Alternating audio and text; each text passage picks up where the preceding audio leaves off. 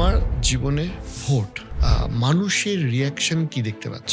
আমি দেখেছি এই বালিগঞ্জ বিধানসভা কেন্দ্র কিভাবে বিভাজনের রাজনীতি, ঘৃণার রাজনীতি এবং এই যে তৃণমূল আর বিজেপি মিলেমিশে একাকার হয়ে যাচ্ছে, তাদের যে এজেন্ডা, মানুষ বিরোধী এজেন্ডা, সেটার বিরুদ্ধে মানুষ কিভাবে নিজের মতামতকে গঠন করছে।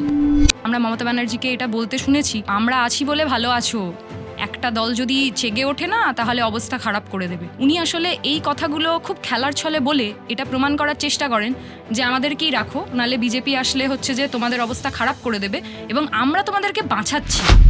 বিভিন্ন ক্ষেত্রে দেখা গেছে বহু শিল্পী, বহু ফিল্ম স্টাররা বামপন্থীদের হয়ে হয় ভোটে দাঁড়িয়েছেন, নয় তাদের প্রচারে এসছেন। তাহলে কেউ কেউ যদি তৃণমূলের ফেভারে আসেন বা বেশি সংখ্যায় আসেন, তাহলে সমস্যা কোথায়?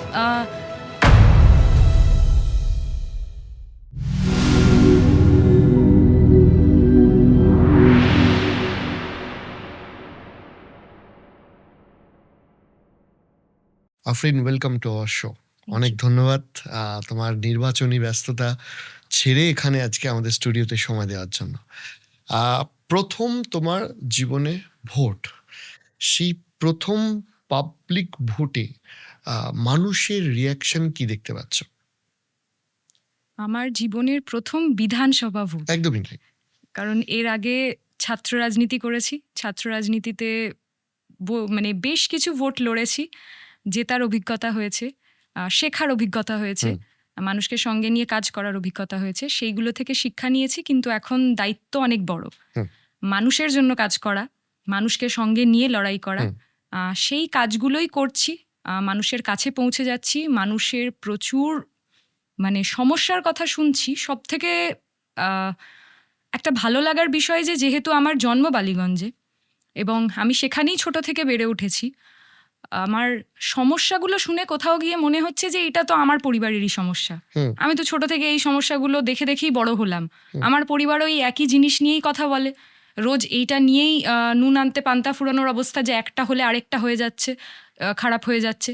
তো সেইখান থেকে দাঁড়িয়ে যখন সেই মানুষগুলোর কাছে আমি পৌঁছাচ্ছি, তারা যখন বলছে সেগুলোকে আরও বেশি করে নিজের সমস্যা মনে হচ্ছে, নিজের পরিবারের সমস্যা মনে হচ্ছে। এবং বালিগঞ্জের এই যে বৃহত্তর পরিবার আমার, সেই তাদেরকে নিয়ে যে এই লড়াইটা লড়তে হবে এবং এই লড়াইটা যে জিততে হবে, সেইটা আরও বেশি করে মনের মধ্যে গেঁথে যাচ্ছে। এবং মানুষের প্রচুর আশা, ভরসা, ভালোবাসা, আশীর্বাদ সব কিছুই পাচ্ছি। যেহেতু তুমি মানে শিক্ষার ক্ষেত্রে আমি কিছু তোমার কাছে প্রশ্ন নিয়ে আসবো, বিকজ তুমি ছাত্র রাজনীতি করে উঠে এসছো। বালিগঞ্জ এমন একটা সিট, যে সিটে যখন উপনির্বাচন হয় তখন 2021 সালের উপনির্বাচনে সম্ভবত সিপিআইএম দ্বিতীয় নম্বরে চলে আসে, তারা বিজেপিকে ছাপিয়ে চলে আসে। সুতরাং এটা এমন একটা সিট যেখানে আশা জাগানো এবং জেতার একটা আশা সিপিএম এর রয়েছে। আমি যদি তোমায় জিজ্ঞাসা করি যে এখন মানুষের কি রেসপন্স তুমি পাচ্ছ, সেটা তো তুমি বললে, তুমি তোমার ভোট নিয়ে কতটা আশাবাদী? দেখুন, আমি ভোট নিয়ে আসলে 100%-এর বেশি যদি আশাবাদী হওয়া যায়, আমি 100%-এর বেশি আশাবাদী। তার কারণ আমি দেখেছি এই বালিগঞ্জ বিধানসভা কেন্দ্র কিভাবে বিভাজনের রাজনীতি, ঘৃণার রাজনীতি এবং এই যে তৃণমূল আর বিজেপি মিলেমিশে একাকার হয়ে যাচ্ছে, তাদের যে এজেন্ডা, মানুষ বিরোধী এজেন্ডা, সেটার বিরুদ্ধে মানুষ কিভাবে নিজের মতামতকে গঠন করছে, মানুষ কিভাবে সেটার বিরুদ্ধে আওয়াজ তুলছে, কথা বলছে। বাই ইলেকশনের কথা আপনি তুললেন, তো সেখান থেকে বাই ইলেকশনে আমরা যদি ক্যান্ডিডেটকে দেখি, বাই ইলেকশনের ক্যান্ডিডেট কে ছিলেন? বাবুল সুপ্রিয়। বাবুল সুপ্রিয় তার আগে কোন দলে ছিলেন? বিজেপিতে ছিলেন। বিজেপি থেকে তাকে টেনে নিয়ে চলে আসা হলো তৃণমূলের ওয়াশিং মেশিনে। তৃণমূলের ওয়াশিং মেশিনে নিয়ে এসে তাকে একদম সাফ করে দিয়ে আমাদের বালিগঞ্জের বিধানসভার ক্যান্ডিডেট দাঁড় করিয়ে দেওয়া হলো। বালিগঞ্জের মানুষ কি চুপ করে বসে থাকলো? বালিগঞ্জের মানুষ চুপ করে বসেছিল না। বালিগঞ্জের মানুষ তার বিরুদ্ধে ভোট দিয়েছিল। আমি বলতে পারি তৃণমূলের কর্মী, বহু নেতারা হচ্ছে যে বালিগঞ্জ বিধানসভায় বাবুল সুপ্রিয়র আগেনস্টে ভোট দিয়েছিল, কারণ মানুষ কখনো এটা মেনে নিতেই পারেনি যে বাবুল সুপ্রিয় হচ্ছে যে বিজেপি নয়, সে তৃণমূলে পরিণত হয়েছে। প্রচুর ক্ষোভ আমরা দেখেছি। আমি নিজে ওই অঞ্চলের বাসিন্দা, আমি নিজে দেখেছি মানুষের মধ্যেকার ক্ষোভ। এবং এইবারে যদি আমরা দেখি, তৃণমূল সাহস দেখায়নি বাবুল সুপ্রিয়কে বালিগঞ্জের মতো একটা বিধানসভা থেকে ক্যান্ডিডেট করতে, তাকে রাজ্যসভায় পাঠিয়ে দিয়েছে। এবং মানুষজনের কাছে বাবুল সুপ্রিয় এখনও বিজেপি, ফলে মানুষ তাদের বিরুদ্ধে ভোট দিয়েছে। এবং মানুষ এই মুহূর্তে চাইছে শিক্ষার কথা, মানুষ চাইছে কাজের কথা, মানে গরিব মানুষজন তারা কাজ চাইছে, তারা ভালোভাবে থাকতে চাইছে, বাঁচতে চাইছে। এই বালিগঞ্জ বিধানসভার মধ্যেই তো হচ্ছে যে একাধিক বস্তি অঞ্চল পড়ে। সেই বস্তি অঞ্চলগুলোর পরিস্থিতি দমবন্ধকর পরিস্থিতির মধ্যে মানুষজন রয়েছে। এক একটা পরিবারে 15 জন বাড়ি পিছু একটা করে শৌচালয় রয়েছে। তাদের ভয়ঙ্কর দমবন্ধকর পরিস্থিতি, তার সাথে সাথে যে পাশের ড্রেনেজ সিস্টেম, পাশে যে ড্রেনটা রয়েছে সেটা উপচে পড়ছে নোংরায়, জলে, সমস্ত কিছুতে। সেই সমস্ত কিছু নিয়ে একটা ঘরে ছেলেদের মেয়েদেরকে নিয়ে তারা মানুষ করছেন এবং তারা আতঙ্কে দিন কাটাচ্ছেন যে তাদের ছোট বাচ্চাটার বোধহয় এক্ষুনি ম্যালেরিয়া বা ডেঙ্গুটা হয়ে যাবে। এবং প্রশাসনকে বলে কিছু হয় না, কোনো উপায় নেই। বৃষ্টি যদি পড়ে, তাহলে বৃষ্টি পড়লে আমরা দেখতে পাচ্ছি যে সেখানে 4 দিন জল নামছে না, তারা খাবার জল পাচ্ছে না। ইলেকট্রিকের তার পড়ে গিয়ে 15 জনের গতবার মৃত্যু হয়েছিল। এই সমস্ত সমাধান থেকে বালিগঞ্জের মানুষ, গোটা পশ্চিমবঙ্গের মানুষ নিস্তার চাইছে। তারা বাঁচতে চাইছে, তারা কাজ চাইছে, তারা শিক্ষা চাইছে, তারা এই সমস্ত কিছু থেকে বেঁচে একটা বিকল্প চাইছে। এইগুলোর বিরুদ্ধে গিয়ে একটা বিকল্প চাইছে এবং সেই বিকল্প নিয়ে হাজির হয়েছি আমরা বামপন্থীরা। সেই বিকল্পগুলো দেওয়ার আমরা কথা বলছি। তুমি একটা কথা বলো, সেটা হচ্ছে যে তুমি যে পয়েন্টগুলো বললে, it's a very valid point. দুটো বিষয় এখানে অবজার্ভ করার আছে। সেটা হচ্ছে, এক হচ্ছে এরপর যখন আবার লোকসভা নির্বাচন আসে, তখন ওই বালিগঞ্জ বিধানসভা অঞ্চল থেকেই বামপন্থীরা ফির দ্বিতীয় থেকে তৃতীয় স্থানে চলে আসে। এবং দ্বিতীয়ত হচ্ছে, তুমি যেটা বললে যে বাবুল সুপ্রিয়র বিরুদ্ধে ভোট দিয়েছিলেন, ঠিক, কিন্তু স্টিল বাবুল সুপ্রিয় জিতেছিলেন। তো কোথায় সমস্যা হয়ে যাচ্ছে যে এত একটা কলকাতা শহরের একটা সো কল্ড, আমি যদি পজ এরিয়া হিসেবে ধরি, তার মধ্যে বালিগঞ্জ একটা জায়গা হিসেবে টপ 2 বা টপ 3-তে আসবেই, কিন্তু সেখানেও কখনো দ্বিতীয়, কখনো তৃতীয় হয়েই শান্ত থাকতে হচ্ছে। কেন প্রথম হতে পারছো না? তার কারণ আমরা যদি, আপনি যেটা বললেন সেই কথার সাথে একদম সহমত। তার কারণ এই বিজেপি আর তৃণমূল মিলেমিশে একাকার হয়েছে। তারা ভাগের রাজনীতি করে, তারা ঘৃণার রাজনীতি করে। তারা, আমরা মমতা ব্যানার্জিকে এটা বলতে শুনেছি যে একটা দল যদি আমরা আছি বলে ভালো আছো, একটা দল যদি চেগে ওঠে না তাহলে অবস্থা খারাপ করে দেবে। উনি আসলে এই কথাগুলো খুব খেলার ছলে বলে এটা প্রমাণ করার চেষ্টা করেন যে আমাদেরকেই রাখো, নালে বিজেপি আসলে হচ্ছে যে তোমাদের অবস্থা খারাপ করে দেবে এবং আমরা তোমাদেরকে বাঁচাচ্ছি, আমরা মাসিয়া হচ্ছি। এবং ওনারা ভোট ভাগ করার যে অঙ্কটা এখানে আসছে, যে ভোট ওনারা যেভাবে নিজেদের সাথে সমঝোতা করে ভাগ করছেন এক প্রকার, আমরা দেখেছি যে বামফ্রন্টের আমলে এই পশ্চিমবঙ্গে আরএসএস ছিল না, বিজেপি ছিল না। বিজেপিকে ডেকে এনেছেন মমতা ব্যানার্জি এবং ওনারা মিলেমিশে একাকার হয়ে যেভাবে বাবুল সুপ্রিয়কে নিজের দলে নিয়ে এসেছিল, একাধিক নেতা মন্ত্রীকে আমরা এদিক থেকে ওদিকে যেতে দেখেছি, ওদিক থেকে এদিকে আসতে দেখেছি।